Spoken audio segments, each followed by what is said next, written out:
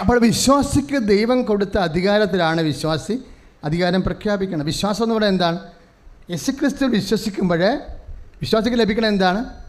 പ്രപഞ്ച വസ്തുക്കളുടെ മേലുള്ള അധികാരം, സമയത്തിൻ്റെ മേലും സ്ഥലത്തിൻ്റെ മേലും സാഹചര്യത്തിൻ്റെ മേലുമുള്ള അതുകൊണ്ടാണ് പ്രവർത്തനങ്ങളിലൂടെ, കാരുണ്യ പ്രവൃത്തികളിലൂടെ, പ്രേക്ഷിത പ്രവർത്തനങ്ങളിലൂടെ നിങ്ങൾ ദൈവസ്നേഹം വർദ്ധിപ്പിക്കുമ്പോൾ അച്ഛൻ ഉദ്ദേശിക്കുന്നത് എന്താണ്? ഈ അധികാരം വർദ്ധിപ്പിക്കണം.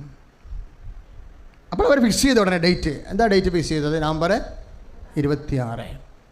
ആ നവംബർ 26 ഫിക്സ് ചെയ്തിട്ട് പിന്നെ അതിനെ ഫോക്കസ് ചെയ്താണ് അവർ ഓരോ മൂവ്മെൻറ്റും പ്രാർത്ഥനയിൽ സമീപിക്കുന്നത്. ആ നവംബർ 26-ാം തീയതി 3 മണിക്ക് ഇവിടെ എഴുന്നേൽക്കും. ആ സാക്ഷ്യം കേട്ടില്ലേ നിങ്ങൾ?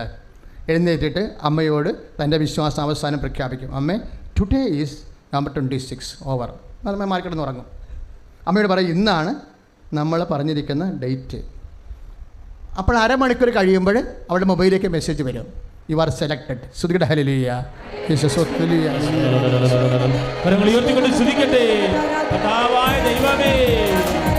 വിവിധ ഇന്റർവ്യൂകൾ അറ്റൻഡ് ചെയ്യുന്നവരെ, വിസയ്ക്ക് അപ്ലൈ ചെയ്തിട്ടുള്ളവരെ, ഹോസ്പിറ്റൽ അപ്പോയിന്റ്മെന്റ് എടുത്തിട്ടുള്ളവരെ എല്ലാ ഡേറ്റും അമ്മയോട് കൂടെ ജോലിക്കും.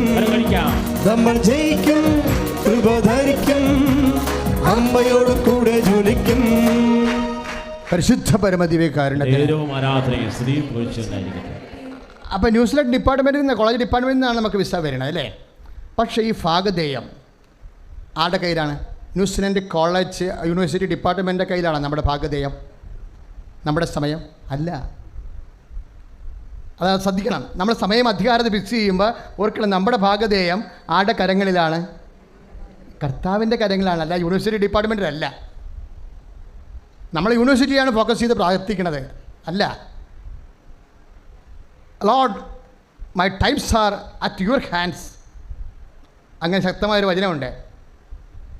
Lord, my times are at your hands. കർത്താവേ, എൻ്റെ സമയം നിൻ്റെ കരങ്ങളിലാണെന്ന്. മലയാളത്തിൽ അത് വ്യാഖ്യാനിച്ചാണ് എഴുതിയിരിക്കുന്നത്.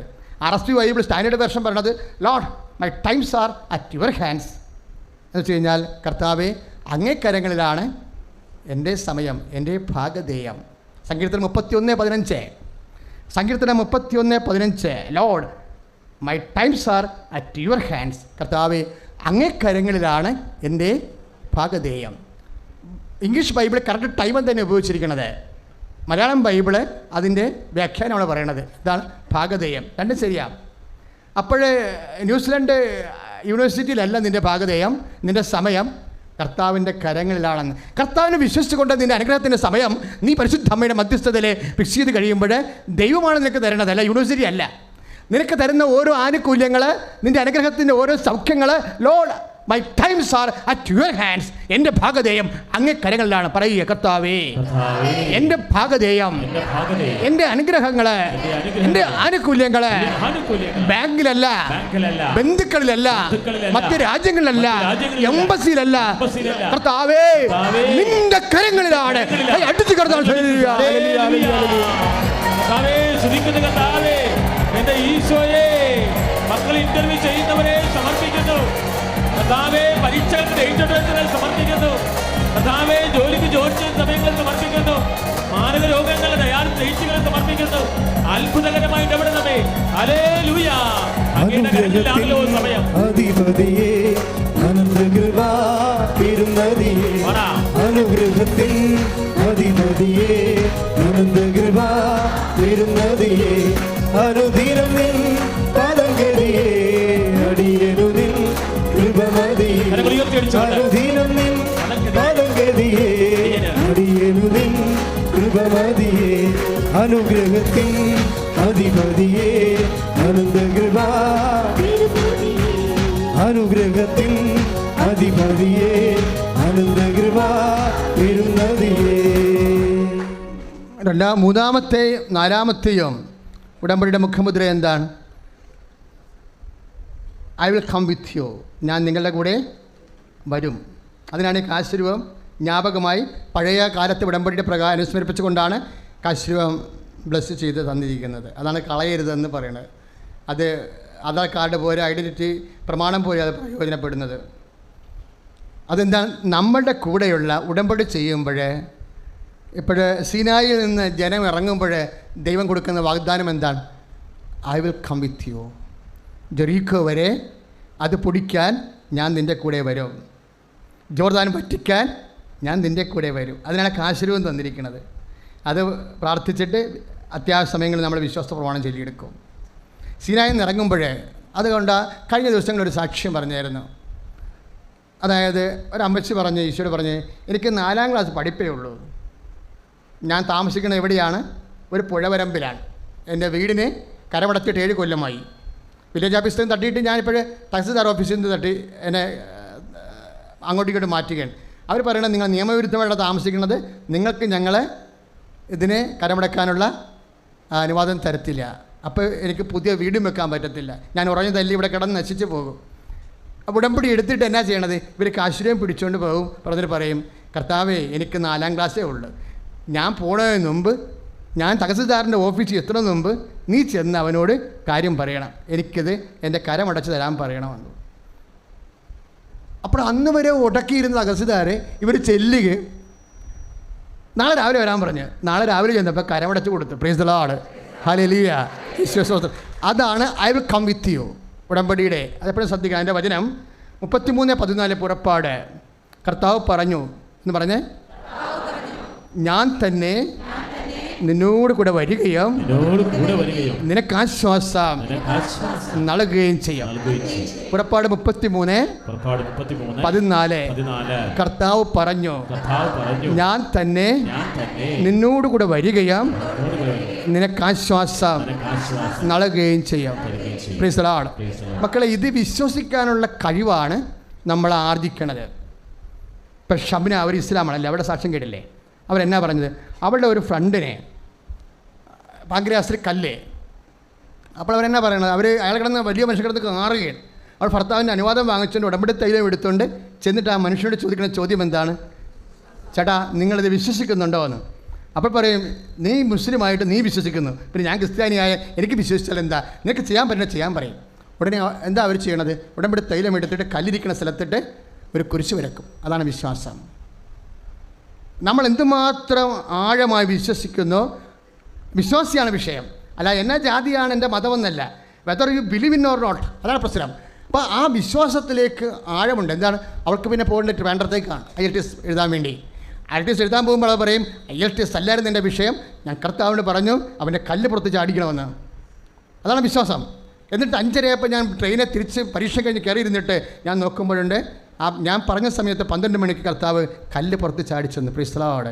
നമ്മൾ കേട്ട സാക്ഷ്യമാണല്ലേ? അതെന്താ സംഭവം?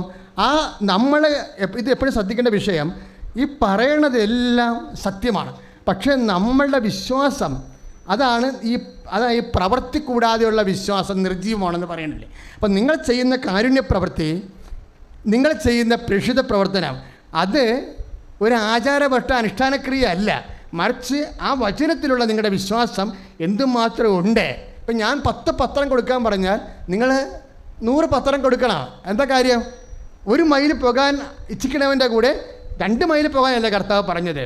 അപ്പോൾ വിശ്വാസത്തിൻ്റെ എല്ലാ പ്രവൃത്തികളും അത് സ്ഥിരീകരിക്കുന്നതിന് അതിൻ്റെ ഇരട്ടി ചെയ്താണ് നമ്മൾ സ്ഥിരീകരണം മേടിക്കേണ്ടത്. കൈയടിച്ച് കർത്താവ് ശ്രദ്ധിക്കുക.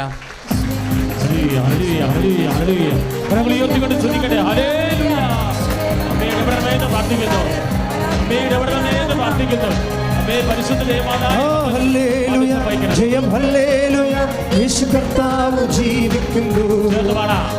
ഹല്ലേലൂയ, ജയം ഹല്ലേലൂയ, യേശു കർത്താവ് ജീവിക്കുന്നു. ഇന്നത്തെ സാക്ഷ്യങ്ങളിലെ ഏറ്റവും പ്രധാനപ്പെട്ട സാക്ഷ്യം എന്താണ്? കൈവെപ്പ് പ്രാർത്ഥനയാണ്. 3 സാക്ഷ്യങ്ങളാണ് വന്നത് അല്ലേ? രോഗമുള്ളയിടത്ത് കൈവെച്ച് പ്രാർത്ഥിക്കാൻ. എന്തുകൊണ്ടാണ് കൈവെച്ച്? നമ്മൾ സാധാരണ കൈവെക്കണത് എവിടെയാണ്? തലയിലാണ് കൈവെക്കണത് അല്ലേ? കൃപാസനത്തിൽ കൈവെക്കണത് എവിടെയാണ് രോഗം? അവിടെ കർത്താവിൻ്റെ നാമത്തിൽ കൈവെക്കും. അതെന്നാ സംഭവം? ഉടമ്പടി കൈവെപ്പ് രീതികളാണ്. അതെവിടുന്ന് നമുക്ക് കിട്ടിയത്? ഇസഹാക്കിന് ജീവിത പങ്കാളിയെ വേണം. പക്ഷേ എബ്രാഹത്തിനൊരു നിർബന്ധമുണ്ട്, അവൻ്റെ ചാർച്ചക്കാരുടെ കൂട്ടത്തിൽ നിന്ന് മാത്രമേ ഇസഹാക്കിന് പെണ്ണെടുക്കാവുന്നു. അപ്പോൾ ഏറ്റവും മൂത്തവനെ വിളിച്ചിട്ട്, മൂത്ത ഫ്രിത്തിനെ വിളിച്ചിട്ട് പറയും, നീ എൻ്റെ തുടയുടെ കീഴെ കൈവെക്കുക. എന്താണ് കാരണം? ഉടമ്പടിയാണ്. എന്താണ്? നീ ചെല്ലുമ്പോൾ എൻ്റെ മകനെ ഇസഹാക്കിനുള്ള ജീവിത പങ്കാളിയെ എൻ്റെ ദൈവം നിനക്ക് കാണിച്ചു തരും. അതിൻ്റെ അടയാളം ഇതാണ്, നീ അവളോട് ചോദിക്കണം എനിക്കിത്തിരി കുടിക്കാൻ തരുമോ എന്ന്. അപ്പോൾ അവൾ നിന്നോട് പറയും, നിനക്ക് മാത്രമല്ല നിൻ്റെ ഒട്ടകങ്ങൾക്ക് ഞാൻ കുടിക്കാൻ കൊടുക്കുമെന്ന് പറഞ്ഞാൽ അവളാണ് കർത്താവ് കാണിച്ചു തരുന്നത് അവളെ. അപ്പോൾ ഭൃത്യൻ ചോദിക്കും, അവൾ എൻ്റെ കൂടെ പോരാൻ തയ്യാറായില്ലെങ്കിലാ? അപ്പോൾ നീ ഉടമ്പടിയിൽ നിന്ന് റിലീവ്ഡായി, പക്ഷേ എൻ്റെ മകനെ തിരിച്ച് നീ കൊണ്ടുപോകരുത്. അതാണ് ഉടമ്പടി. അപ്പോൾ ശരീരത്തിൻ്റെ ഭാഗങ്ങളിൽ നമ്മൾ ദൈവനാമത്തിൽ കൈവെക്കുന്നത് ദൈവവുമായിട്ടുള്ള ഉടമ്പടിയാണ്. നമ്മൾ ദൈവദിവസത്തിന് പരിശുദ്ധ അമ്മയോട് ചേർന്നുകൊണ്ട് മധ്യസ്ഥത്തിൽ ഈശ്വരോട് ചെയ്തിരിക്കുന്ന ഉടമ്പടി അനുസ്മരിപ്പിച്ചുകൊണ്ടാണ് നമ്മൾ ഈ പിസ്റ്റിലായിരിക്കും. ഒരു ചേട്ടത്തി പറഞ്ഞില്ലേ, എനിക്ക് എന്തോ ഒരു സാധനം ഇറങ്ങി വരുമായിരുന്നു, അപ്പോൾ ഞാൻ എൻ്റെ നടുവിൽ കൈവച്ചിട്ട് പറഞ്ഞു, കർത്താവേ എനിക്ക് ജീവിക്കാൻ പറ്റണില്ല, ഇനി ഒരിക്കലും ഞാനിത് കാണരുതെന്ന് പറഞ്ഞു. അത് നടുവിൽ കൈവച്ചെന്ന് പറഞ്ഞില്ലേ. വേറെ എടുത്ത് വയറ്റിൽ കൈവച്ചു. കൈവെക്കുന്ന സ്ഥലത്ത് നിന്ന് ആ രോഗം അപ്രത്യക്ഷമാകണം. എന്താ കാര്യം? ആ കൈ വെക്കുമ്പോൾ ഉൽപ്പത്തി 24:2 അനുസരിച്ച് കൊണ്ട് എബ്രാഹാം തൻ്റെ തൊടയുടെ കീഴിൽ ഭൃത്യനെ കൊണ്ട് ഉടമ്പടി ചെയ്യിച്ച കയ്യൊപ്പാണത്. അന്ന് മുതൽ ആ വചനം കർത്താവ് തന്നതിന് ശേഷം നമ്മൾ അതിൽ വിശ്വസിച്ചിട്ട് കർത്താവിന് പ്രവർത്തിക്കാൻ പറ്റിയൊരു മാർഗമായത് മാറുകയാണ്. അതുകൊണ്ട് എന്തെല്ലാം സംഭവമാണ്, ശരീരത്തിൽ എവിടെയെല്ലാം നമ്മൾ കൈവെക്കുന്നുവോ അവിടെയെല്ലാം മാതാവ് മുഖേന ഈശോയോട് ചെയ്ത ഉടമ്പടി അനുസ്മരിച്ചുകൊണ്ടാണ് കൃപാസനത്തിൽ കൈവെക്കുന്നത്. കൃപാസനത്തിൽ മാത്രമേ അങ്ങനെ കൈവെക്കുമ്പോൾ സുവിശേഷപരമായ പശ്ചാത്തലമുള്ളത് എന്താണ്? ഉടമ്പടിയാണ്. Praise the lord. സ്തുതിയുടെ ഹല്ലേലൂയ.